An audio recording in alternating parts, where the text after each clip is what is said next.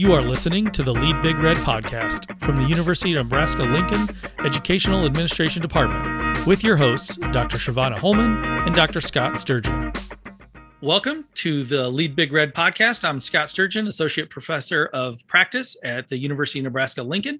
Along with me is my co-host, Shavonna Holman, Assistant Professor of Practice at the University of Nebraska-Lincoln. And with us today, we have our guest, Dr. Cheryl Logan, who is the Superintendent of the Omaha Public School System, which is the largest school system in the state of Nebraska. And so with that, we are going to jump right on in. Welcome, Dr. Logan. Thank you so much for being here with us. Thanks for having me. We're going to jump right in. Yes, absolutely, absolutely. Well, before we get started, though, is there any information you want to share with our guests who are listening that you think is important for them to know about you? I love my work. I loved it more before the pandemic, I'm not going to lie, but I do. And I've met some wonderful people here in Nebraska that I know I will continue to connect with throughout my career. And so I really am enjoying my role here, and I'm looking forward to the podcast today. Thanks for having me. I really appreciate it. Fantastic. All right. So I'll hop in with question number one. So there are some general thoughts, ideas, and definitions of what leadership is, and as it relates to education. Share with us what your definition is and some things you live by as a leader in education.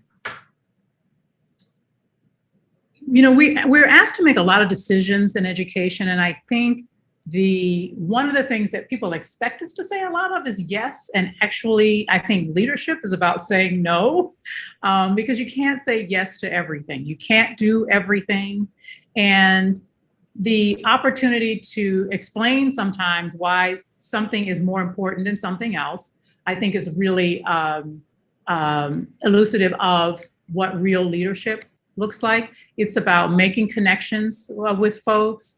It's about understanding what motivates people to participate fully in their work. It's about understanding what a community values and how a community wants to move forward. I think all of those things really are the intersection of leadership in education. A lot more listening than talking, which is hard because people want to hear what you have to say. And often I'm like, well, I really want to hear what you have to say. And people never believe you. And so I think all of those things are the intersection of leadership. But I think being able to carefully understand when one should say yes and when one should say maybe not right now. As you think about your grandmother said, she might would have said not, maybe not no, but not right now. I think that all those things are a part of leading and leading well. Great, thank you. And I think that a lot of times we don't think to say not right now.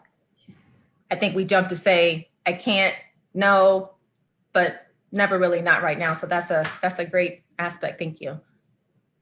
Yeah, so this kind of leads into the next to my question, which is what are some of the early days failures that you see with new principals? And maybe it is that whole idea of what they're saying yes or no to. But what do you wish that new principals would understand and anticipate when they're thinking about those first days on the job? Well, Scott, I think you and I are probably 1,000% aligned in this, because I believe we've had a discussion about this before. And I think it's understanding the difference between power, yes, influence, and positional authority, right? So yes. You go into your school, you've got the briefcase, you've got the laptop, you've got the new nameplate that your family got for you because they're so excited that you became the principal.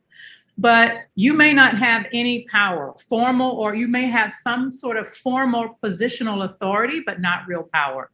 For me, power is really about influence, and it's not really about making people do stuff, although you do have to use your positional authority sometimes, but it's trying to make the case for why something should be done. And I think that you have principals that will when I see the principals that have the most struggle with, especially with staff early on, is they haven't taken the time to understand who's got the informal power. I mean, we all learn it in graduate school, right? I know you all are teaching it, like informal power.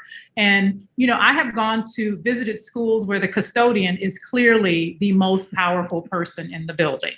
And they have a very important job in the building too. So it certainly is nothing to do with their job. It's because of their influence that they have, and that influence can be positive or not so positive. And I think that those are the things that people are paying attention to, not to substance, but to things that aren't that important. So I will give you an example of a principal I had who went in and was so concerned about the bulletin boards, right? So, that's all they wanted to see. They literally said, I want pretty bulletin boards, everywhere.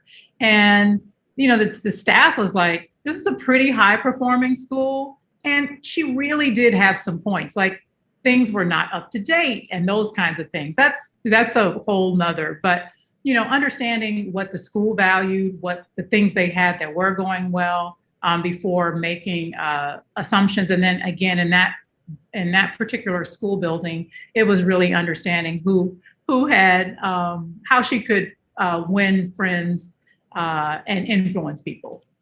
Yeah. The Dale Carnegie, the method. Yep, yeah, exactly. Absolutely. Shavonna? Our questions are definitely flowing right into one another. So thinking about that, in your opinion and from your experience, what is one thing that separates a great leader from an average or good leader? Wow. I think a great leader models the best. They are always aware that they are modeling. A great leader accepts responsibility for accepts accountability and make sure that other people are responsible, because one person can't lead. A great leader gives all the credit to the people closest to doing all the work. A great leader is encouraging and in tune to when people need to have a break, or when people are at their may need more pouring into. So I use the current example of the last year, where we've just been pouring out. And you have to, right? You have to pour out. You have to be resourceful. You have to think of new ways to get things done. And in a typical year, we have some opportunity to be poured into. We get to go to professional development, or we get to be with our colleagues, or in some other ways. And I would say that those are some of the ways. Thank you. So a lot of people are talking and writing right now about changes that can or may or should come about coming out of the pandemic. But I want to kind of ask you what you think about.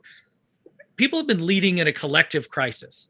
Many times, if a school is in crisis, it's alone in that crisis, in the sense that their neighboring schools aren't experiencing that same thing. But that was not the case in this pandemic.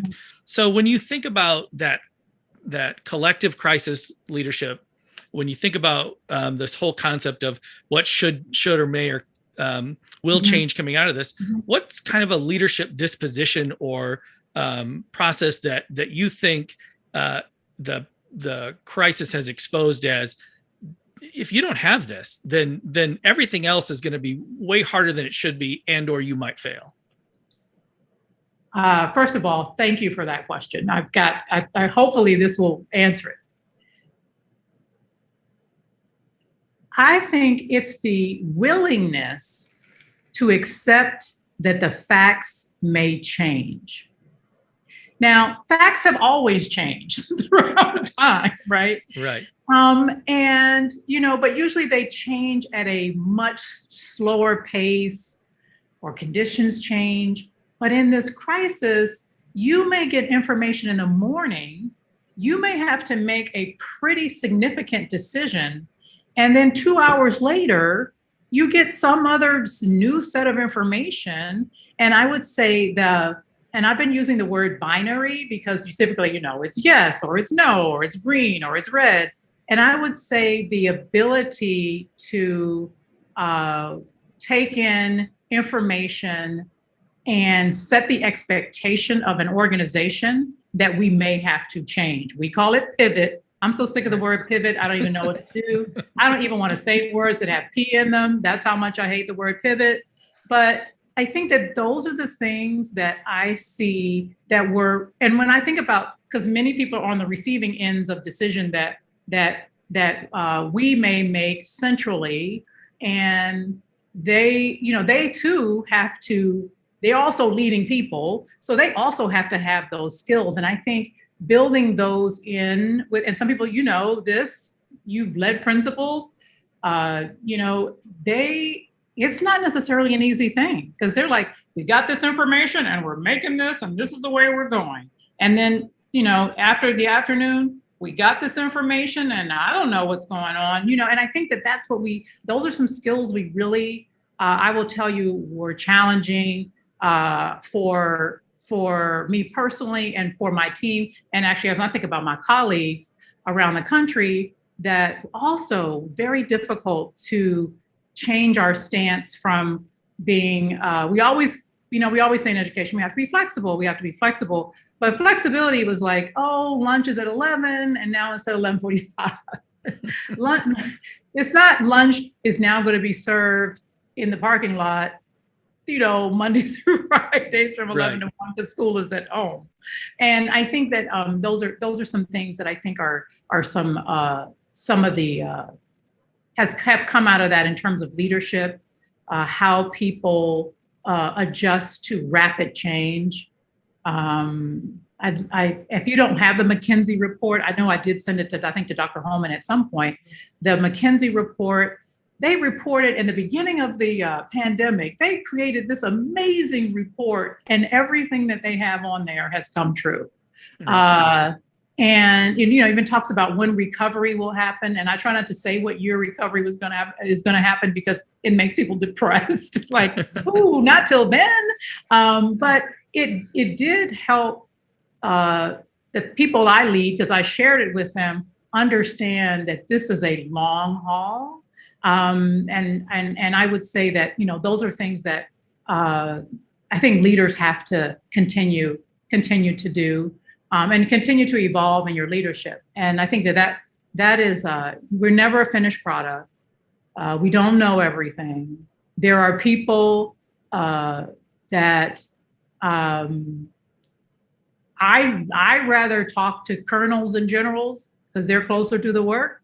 And as a matter of fact, I'm having a meeting on Monday, and I invited some folks to the meeting, and I had one of my generals asked to be invited, and I'm like, well, this is really for the colonels, right? I need the people that are doing the work, and I think like not having that, being comfortable in an organization that is by nature hierarchical, but your hierarchy in an organization does not necessarily equivocate to your value to the organization.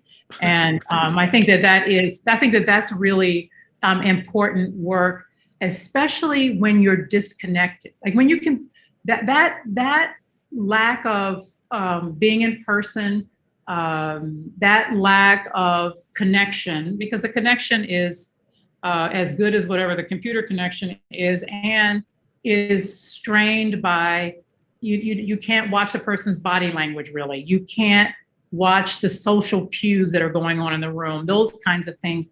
That I mean, I guess if people can text or that kind of thing, but you can't watch that in a room. And I would say those are also things that when I think about as we move forward and what leadership skills people really need to develop, I think that those are the ones that are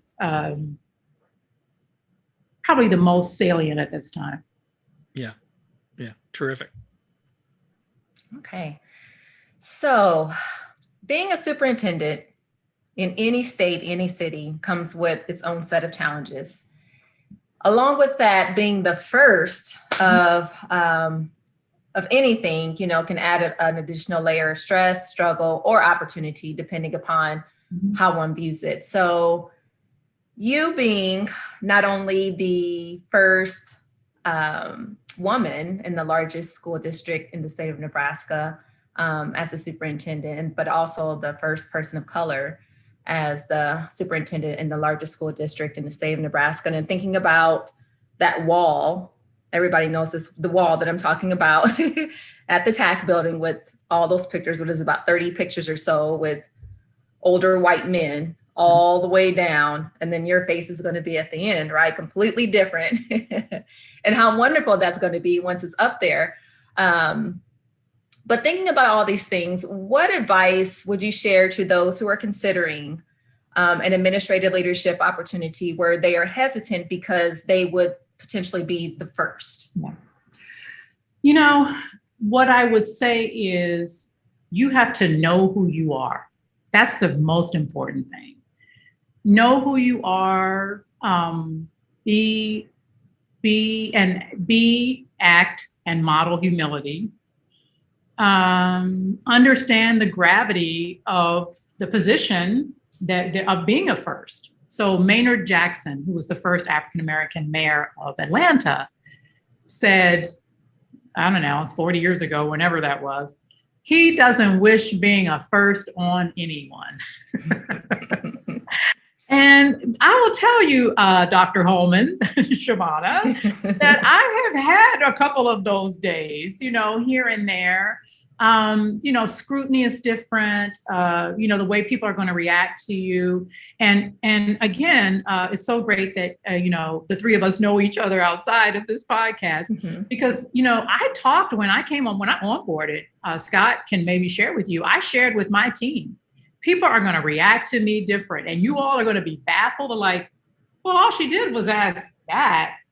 Because it's not just for me as an individual, but because I am the head of the organization, it does impact the whole organization. So if someone says, I will ask, you can't, my mom had this saying, it's a little off color, so I have to figure out a way to say it so it's not so off color. But she had a way of saying, you can't do this to me and say it's raining, right? And I feel that way. Like I feel I certainly have earned the position. I have the credentials. I have, a plethora of experience. I think I'm here. I know I'm here for the right reason. I hope other people, understand that. And so I don't feel like I have to, if I go to a meeting, I don't feel like I have to wait till I'm here for a certain number of years or days or whatever, or months. I feel like if I have a question, I deserve a fair answer. I also am wildly mother bear protective of the Omaha Public Schools. And when people make a comment or when people make assumptions, or I kind of react like a mama bear, right? And I think that, and I have to temper that. That's part of that is emotional intelligence, right? Understanding when you can do that. But I would say that it is daunting. I can't lie. It has been harder during the pandemic because we're in such a politically charged time, and some of the politics are racially charged. So that certainly has been a dynamic for me as a leader. And I think that, knowing who you are, knowing why you're here. I talk about John and Shirley, those are my parents, all the time. I wish they were here to see this day, but they're not, at least in the flesh. And I think that,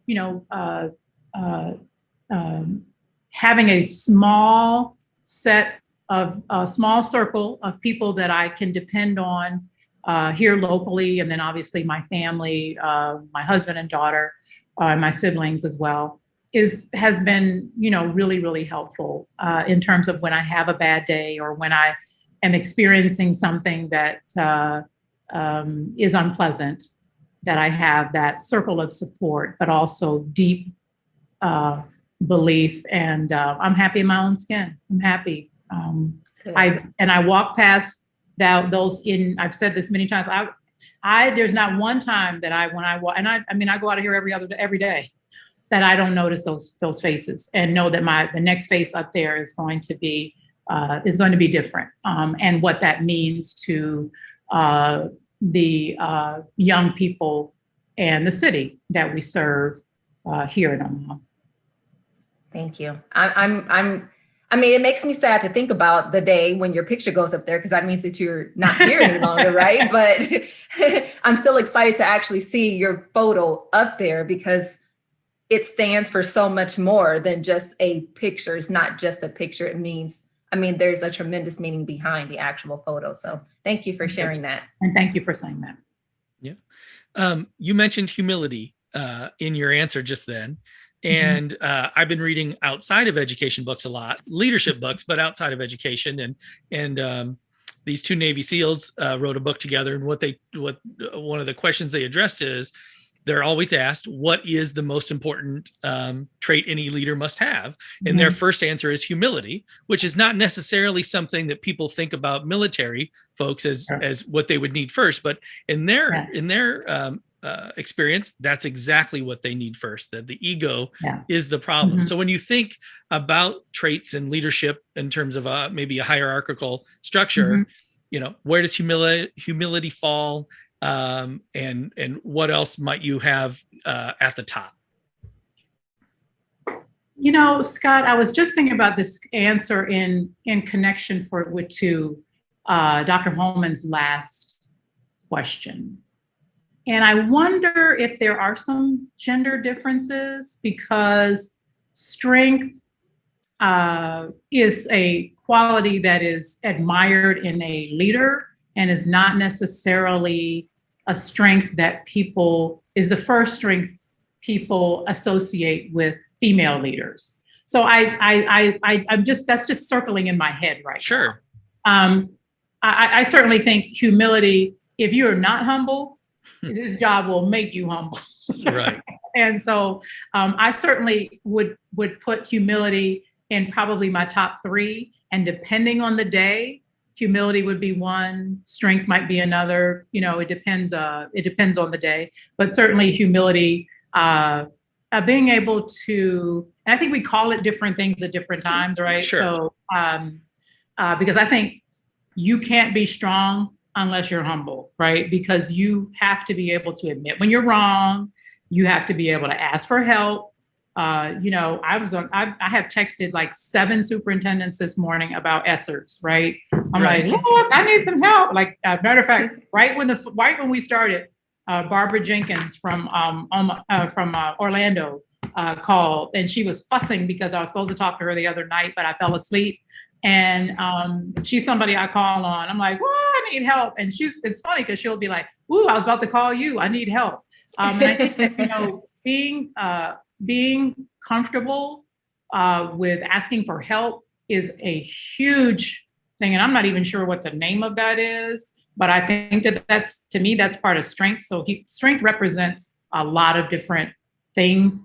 Strength represents content knowledge, to be honest. Because you've got to, what you don't know, you've got to make sure you learn because you're not going to know everything, and you want to be able to acquire knowledge. And I think strength is also, too, being smart enough to know you have to lean on others to get the work done, right?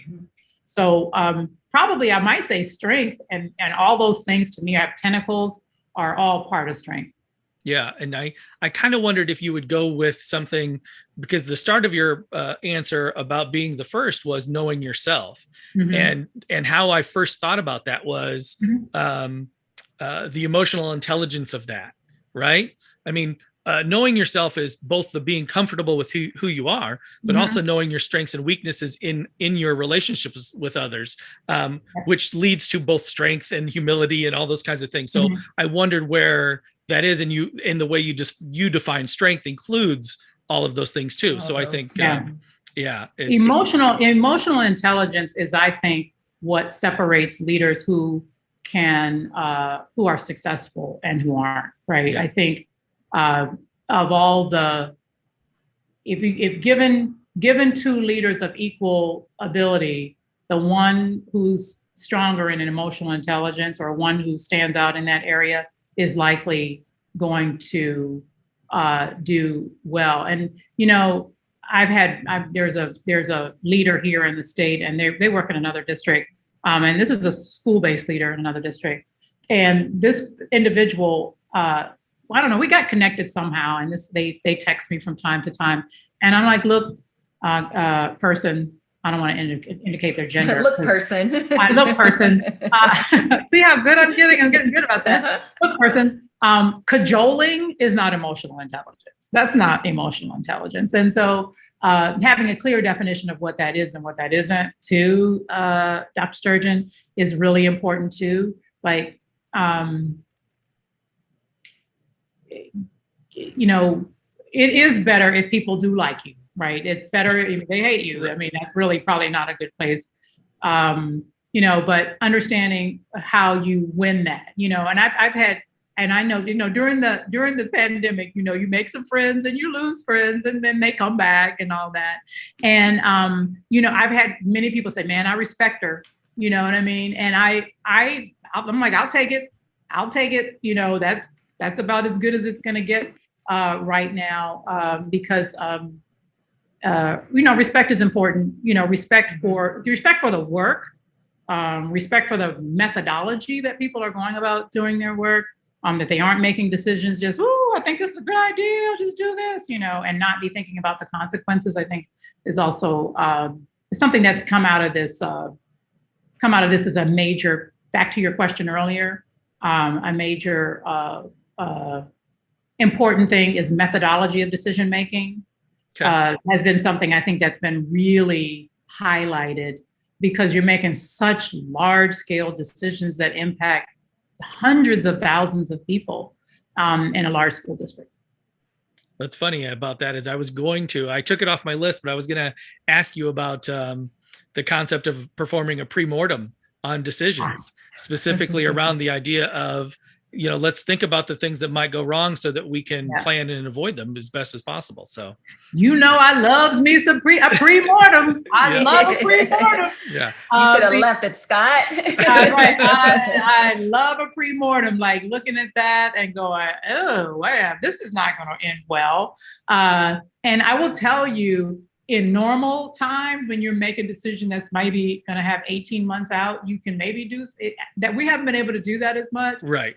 And as we are able to do a little bit more longer range than what's going to happen next week planning or next month, we're able to get back to some of that. Yeah. Yeah. As a matter of fact, why don't you go ahead and just share a little bit about it? Well, so what I'm working on right now, so we are working on, you know, have been working to look at reforming our high school programming, right? And when I look at why that didn't go the way that it should have gone, there's a lot of things, but on my board right now, because, you know, sometimes you decide too, yeah, I got some strengths, I probably need to lead this. You know, so on my board right now, we have a meeting on Monday, and I've got the why, number 2, debunking myths, identify and debunk. Number 3, questions out there, cost, personnel impact. Number 4, elevator speeches for academies, pathways, block scheduling, et cetera. And that is how I always approach the work, right? And as much as you feel like you have set those expectations, something may happen and you realize, ooh, I've got an issue. And I think that, you know, as I talked to my team, you know, we always talk about children and, oh, productive struggle is so good for you. You learn so much. But when we have to go through, we are like pointing at other people, blaming them, you know, figuring out whatever. And then I really I hope that our community thinks I've made a wise decision in saying, hey, hold it. Okay, it's all right. I'm humble enough to say this didn't meet our expectations for how we go about decision making. This is mission critical work. You know, we've got to do this work right now because we've got these set of circumstances. But we do have some time to move forward with that. And I felt like I felt great about it. But I also realized that some folks on my team may have felt like they did not meet expectations. And and how do you help them understand that, I'm still standing shoulder to shoulder with you. I believe in this work. And then help them and then be okay. I mean, with failure. Sometimes you fail. That's, this whole notion that you're going to hit a home run every time is not true. And, it's not, I'm not saying it's fun or I want to do it again tomorrow, but it's still a part of learning. I feel like I have learned and grown so much in the last month as a leader because many things really have come, I don't want to say easy for me, but have been not as difficult. And this is a way that is directly related to our normal work that I've been able to grow as a leader. Now, the pandemic made you grow in a whole nother way. And, you talked a little bit about the crisis.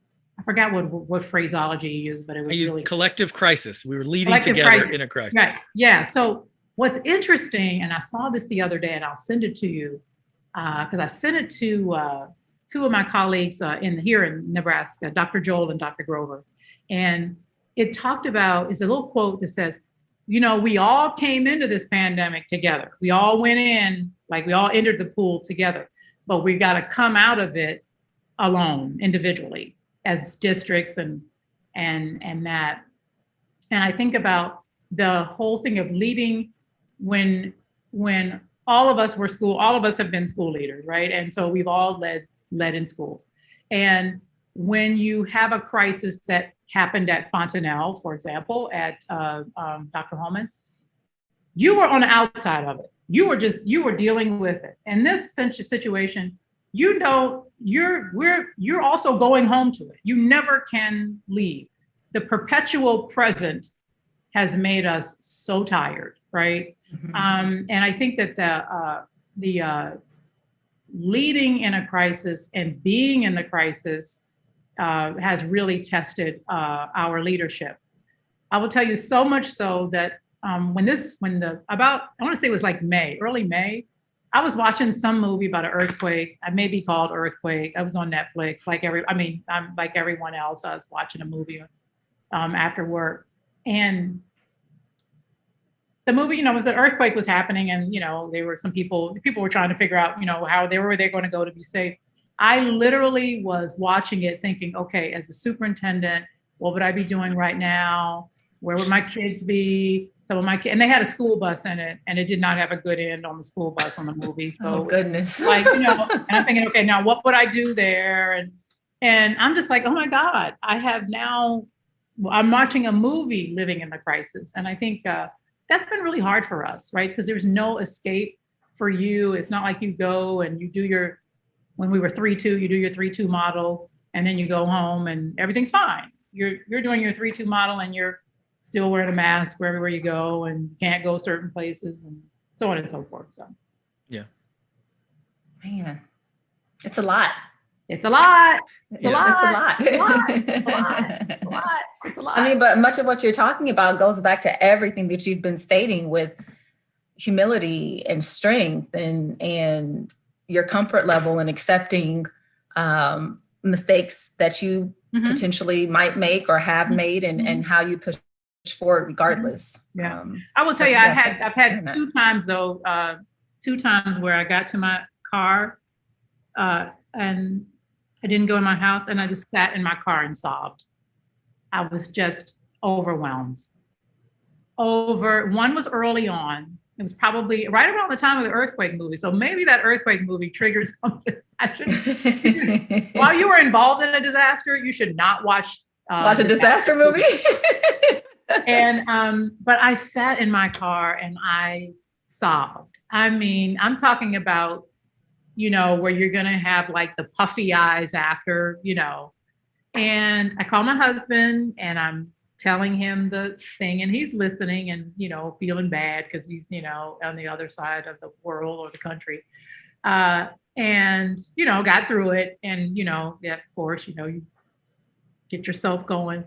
And then I'm trying to think the last time, probably was fall, maybe mid-fall, mid-early fall. And I just had another moment and I don't forgot what it was, but And I just sat there and sobbed. I felt sorry for myself, all those things, and got myself together. And called my husband, and I called my sister, my oldest sister. She's like so good at talking things through, and then got through it. But I think giving yourselves those times too, where you just may have a low moment, and then work through your low moment.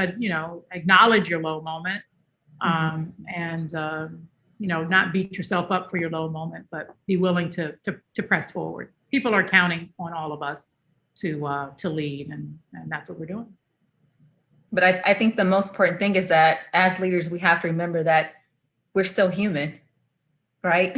We are not superhuman, and the pandemic is affecting us all in the same way. But the only difference is that as the leader of a school district or the leader of a school building, is that you are responsible for everybody else's children, and what's going to happen in the school buildings and what's going to happen and how are you going to keep all these kiddos and teachers and staff members safe. And so it's an additional layer of stress and pressure because you're responsible for so many people and little people and your own self, and you forget about yourself, right? In the midst of it all. Yeah. You become not as important. Yeah. So definitely understand that. Thanks for sharing. Sure. So what can you say is the greatest lesson that you have ever learned from someone, a mentor, family member, colleague, and how do you apply that to your responsibilities as a leader of a school district? Always ask for help. When you need help, ask for help. That's the biggest lesson that I would say for any leader. When you need help, ask for help, and make it a part of the culture of your school that you are leading, that people ask for help when they are, make it a part of your what you model is asking for help. And I think that's because with that, you can get better.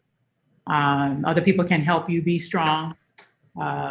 And that kind of, and it certainly models humility, asking for help. Just ask for help. Don't wait to ask for help. Just like I'm struggling, I need some help. So one of my colleagues in another city, I checked on them the other day, and this individual said that they were struggling, they needed help, and I was right there for that individual. I think that's the biggest thing. Ask for help. Thank you. Great one. What advice do you have for teachers who are thinking about working towards formal leadership roles? Run! I know. Just joking. I would say, understand why they want to do it. Really get underneath why they want to do it. Yes. You're not going to get a tiara. This is a roll up your sleeves kind of job at every level. And I would say that to really understand their why. There's a teacher here who just reached out to me and just asked could she talk to me from time to time. And I do talk to her from time to time. And it was helping her because I said, what's your why? And she was kind of figuring out her why. And her why, this particular person, was all had to do with her. And I'm like, well, that's not a reason to start. Right. That's a reason to put on a tiara. So, and this is a wonderful, wonderful, wonderful individual. And I would say that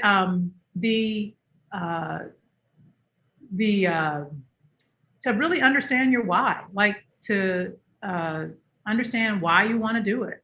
And I think that that's the most important, to understand that you're going to have to give more of yourself than sometimes you may be comfortable with. Right. To understand what the sacrifice is, because leadership comes with great sacrifice.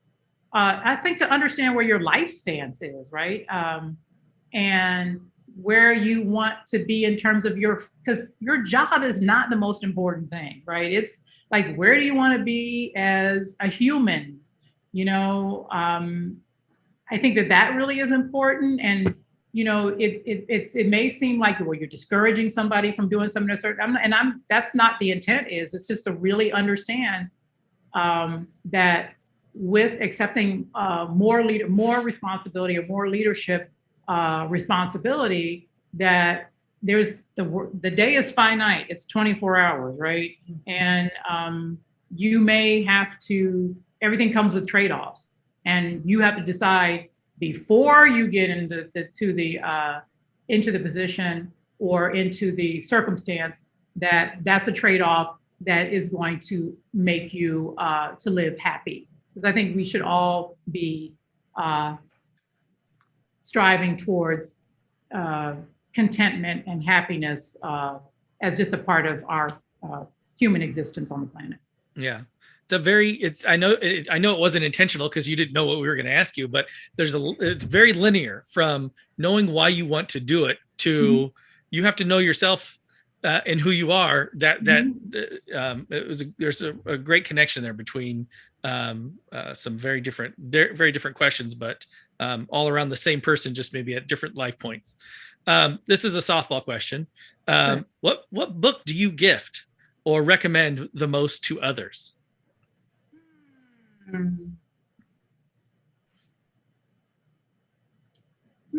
don't know. Recently, it's been The Alchemist because I had never read it, and I read it, and it's just a fable, but it kind of is like about life. So I'm like all into The Alchemist right now. I'm late to the party. I know it's like 100 years old, the book, but I finally read it. I don't know. I'm trying to think of something more universal. I love the book Blink by Malcolm Gladwell. I love that book. I did a book study on that like in 2006 when it first came out. I'm trying to think what else I would recommend. I don't know. Currently would probably be The Alchemist. Probably. I love Tuesdays with Morrie. Yeah. Like it's a book about dying and what life is. I love Tuesdays with Morrie. My mother made us read it when she found out she was sick. So it was a little dark, but it was a little heavy. It was a little heavy, but that was her way of telling us that she was sick. And I think I'll go with that for right now. Like I said, I just recently read it. It just really helped me. I think I pulled a quote out of that. I used it at the last board meeting to kind of talk about how you regroup, right? Right.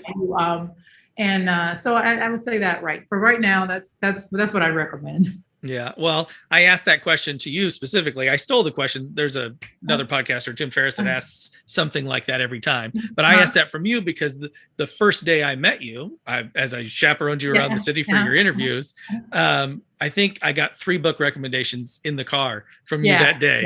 And I have all 3 books and I read them all. So, yeah. Yeah. I was supposed to read 4 over the spring break and I read 6.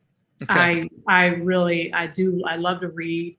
And I don't get to do it as much as I should.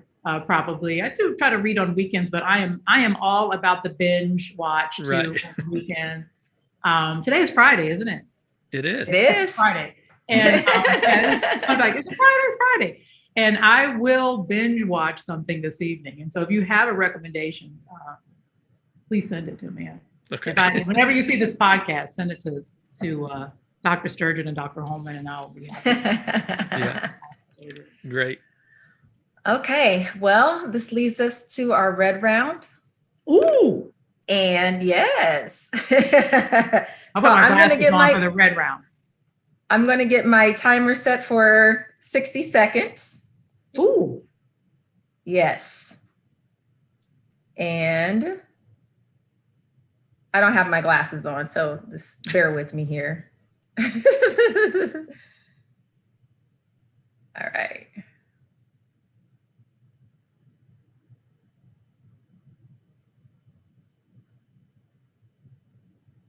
So